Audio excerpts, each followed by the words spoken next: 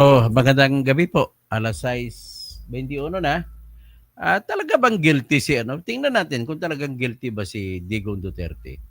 Kasi po ang sinasabi nitong mga kontra sa kanya ay guilty na siya. At meron pang nilabas dito na pinagpares yung salita ni Bongo at ang salita ni Duterte. Na gusto na palabasin, una, nagsisinungaling si Bongo. Pangalawa, gusto na palabasin na guilty na si Duterte.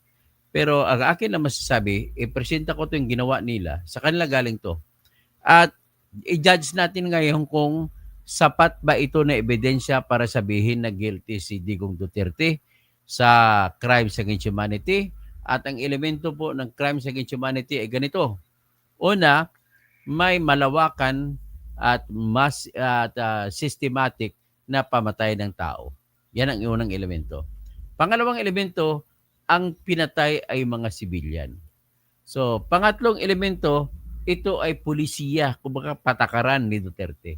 Yan po. So, yun po, ang tatlong yan, yung pinaka-elemento ng tinatawag na crime against humanity by reason of murder. So, tingnan natin na elements of crime against humanity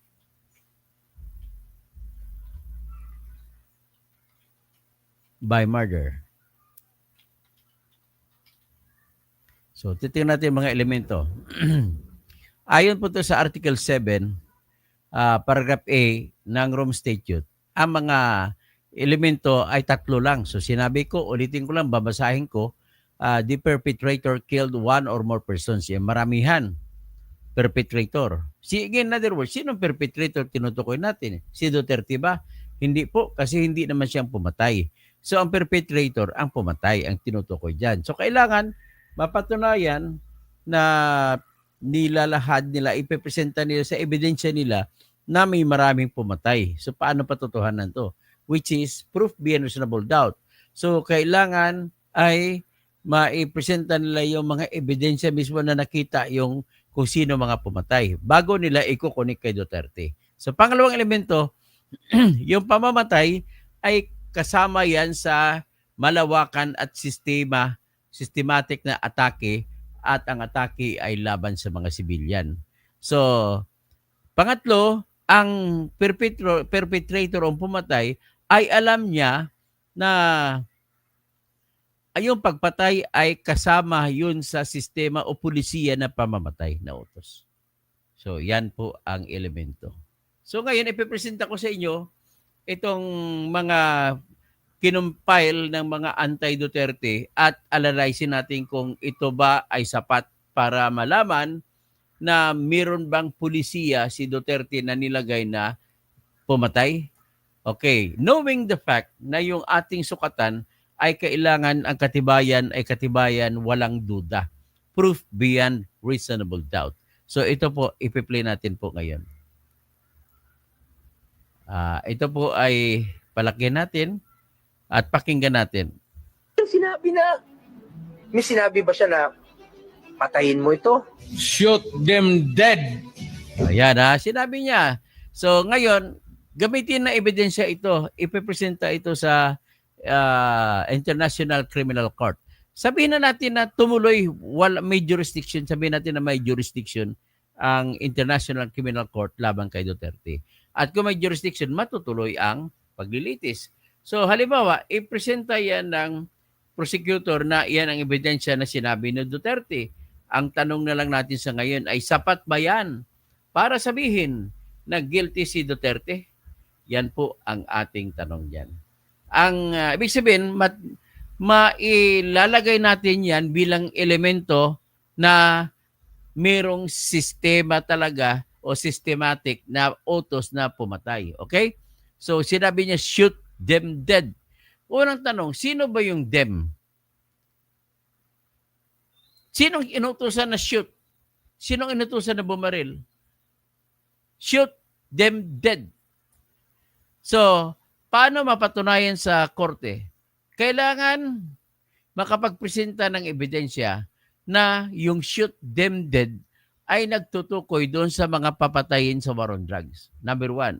paano mapatunayan yan? I could not imagine kung paano. Bilang trial lawyer ako, ay hindi ko ma-imagine kung paano. Maliban na lamang, ipipresenta ko yung mga pulis na pumatay at mula sa bunganga ng pulis na pumatay ay aamin sila na inutusan mismo sila ni Duterte na patayin ang mga adik at saka tulak. Ganon lamang po. Pakinggan natin ulit kung ano pinapresenta natin kasi katotohanan naman na gano'n naman sinabi ni Duterte. So our own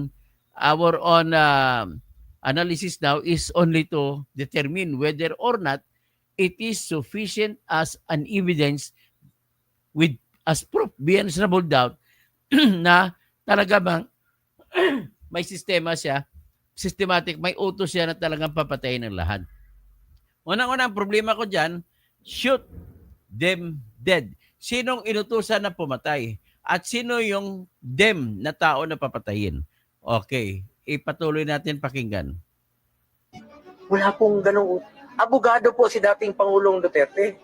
Dati po siyang prosecutor. Hindi siya nagbibigay po ng instruction na illegal. Kaya may order ko rin sa dyan, shoot to kill. Wala akong pakialam dyan sa human rights. I don't give a shit kung anong gusto nilang sabihin. So wala siyang So, ibig sabihin, yung sinabi niya ngayon, ulit ang tanong ko, masasabi ba natin, kasi proof beyond reasonable doubt ang papatunayan natin sa International Criminal Court. Presenta natin ulit yun, yan ang ebidensya nila. Sabihin na natin, walang problema sa kung sino kumuha niyan. Sabihin na natin, na-presenta nila sa ICC kung sino kumuha ng video na yan. Okay? So, ngayon, sa sinabi ni Duterte, wala siyang pakialam kung sino patayin nila. Is it sufficient? Sapat na ba yan para sabihin na nag-utos si Digong na patayin ang mga adik at saka mga tulak? Yan ang tanong dyan. Kasi ang pruweba ay kailangan natin hanapan ng pruweba na proof beyond reasonable doubt. So para mapatunayan niya na proof beyond reasonable doubt, kailangan mapatunayan na yung tinuturo ni Duterte na papatayin ay yung mga tulak at saka mga adik. Pangalawa, kailangan mapatunayan, maitayo sa korte yung mga taong pumatay. So paano natin mapatunayan yan? Pangatlo, kailangan, walang duda, kailangan ipresenta mo rin yung mga namatay at ipresenta mo kung paano pinatay. Tandaan natin, wala pong ebidensya pa sinasabi na kung paano ko na magpapakita na pumunta mismo si Duterte sa lugar na pinangyarihan at inutusan ng pulis, patayin mo yan, patayin mo yan. So, ibig sabihin, we have to deal now with reality. Alam naman natin, may isip tayo na talagang inutos niyang patayin. Kaya lang, ang problema natin is proof beyond reasonable doubt. Yan po ang pinaka-problema natin. So, pakinggan pa natin ulit. inutusan na patayin mo ito. Wala po siyang inutusan ganon. Sa pagkarinig ko, wala po. At saka totoo Alam naman, niya po, wala ano? naman siyang inutusan na may patayin sino. Basta sa kanya, general statement. Oh. Kung legal. I will not hesitate my soldiers to shoot you. 26 Sino yung soldiers? Sino yung yun na babarilin? Yun, wala tayong katibayan. At yung pagsabi ba niyan ay sapat na para sabihin na yung lahat na pinatay sa panahon ng war on drugs ay si Duterte na ba ang nag-utos na pumatay? Okay, mamaya, pagpatuloy natin. 16, pinangako niya, sabi niya, susugpuin ko ang illegal na droga. Pero wala siyang sinabi na patayin mo ito, patayin mo yan. Wala siyang sinabi gano'n. Shoot them dead. O yan, ikaw naman talaga, Bongo. May sinabi eh. Shoot them dead. Ang problema lang to, sino yung them at sino yung patayin at sino yung inutusan na pumatay. That's a function of evidence. Kung walang ebidensya, matutumba lang po ang kaso. Kasi wala naman talagang ebidensya maipapakita na pumunta si Duterte sa site ng kahit anumang pamamatay at inutusan ng pulis na patayin. Okay? Kung mayroon man dyan, ang makikita natin, kung may nangyari, kasalanan na ni Bato yan, bakit hindi siya nag-investigate? Dapat, ang ginawa ni Bato bilang PNP chief, may utos din siya na lahat ng mga operasyon ng pulis na may nangyaring patayan ay automatic na sampahan sila ng kasong murder ang lahat ng mga sakop sa operation ng mga pulis.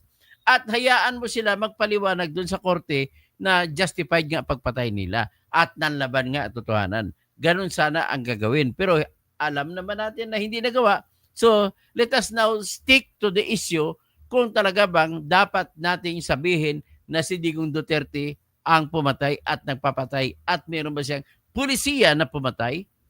Kung ang pulisiya niya sabihin niya, ay barilin niyo kung nanlaban, ay hindi po sapat na ebidensya yan. Pakinggan pa natin ulit si Bongo na lumalabas sinungaling dito. Gusto Okay. lang natin yung totoo. Gusto kong malaman yung totoo lamang po. The truth. Katotohanan lang. Shoot them dead. Yan ang katotohanan, nagsasalita siya na shoot them dead.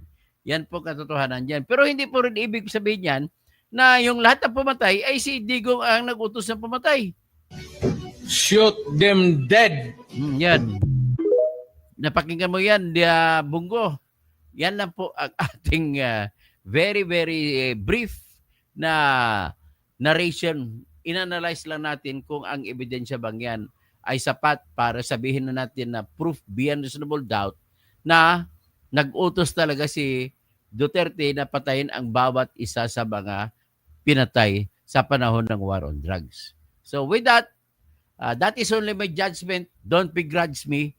You may have another thought about it. But remember, if you are a lawyer, malilimita ka sa sitwasyon na kailangan ipaglaban mo ang batas na tanging ebidensya lamang na walang duda ang pwede magpakulong sa tao. Magsasabihin mo na guilty siya sa crime against humanity. If I may, ang problema ko lang dito ay dapat sana sa panahon ni Bato, kung may nangyari na patayan sa in every operation then, it should have been automatic. Kung ako yung hepe ng pulis, automatic na kakasuhan ko ng murder ang lahat ng kasaping pulis na nag-operate na nagresulta sa pagpatay ng tao. Okay? Ganun lang po yan ang ating ipapalabas. Ganun lang po ang aking conclusion. Magbabasa na lang ako ng mga comment ninyo. You might be having other comments by your own. I will respect that. Don't you worry. Ito si Pres Perez, mayap agad panapon. Mayap ay bengi. Gabi na. Jeco Navarro, may batas na sa Pinas ang crime against humanity. Yan pong Republic Act 9851 po, Jeco Navarro. Meron din tayong sariling batas na ganun. So may bago nga nahuli sa Surigao na Amazona dahil sa warrant of arrest ng crime against humanity. Kaya pala sa Pinas, i-trial ang kaso. Bakit pa pinadala sa The Hague? Den Hague. Sa PRRD. So, ang pag-pronounce pala ng Den Hague, hindi The Hague. The Hague, Den Hague. Okay. So, drawback, Vibranium, chap-chap video, medyo mas malakas ang depensa. I-play lang yung original video na walang putol. Okay, maghanap pa tayo sa sunod po. Binigyan mo ko ng content. Salamat, drawback. Vibranium, binigyan mo ko ng ideya kung paano i-content sunod. Eloisa May Sahul. Tamsak, si Gaudioso Rosales, magandang happy Dr. from Zamboanga City. Buenas noches at todos. So, Sambuangueñas, Cesar Hugar, maayong hapon attorney, shout out mi diri sa Pulumulok, South Cotabato, mga FBI full-blooded Ilonggo. So maayong gabi sa inyo tanan dira nga mga Ilonggo dira sa Pulumulok, South Cotabato.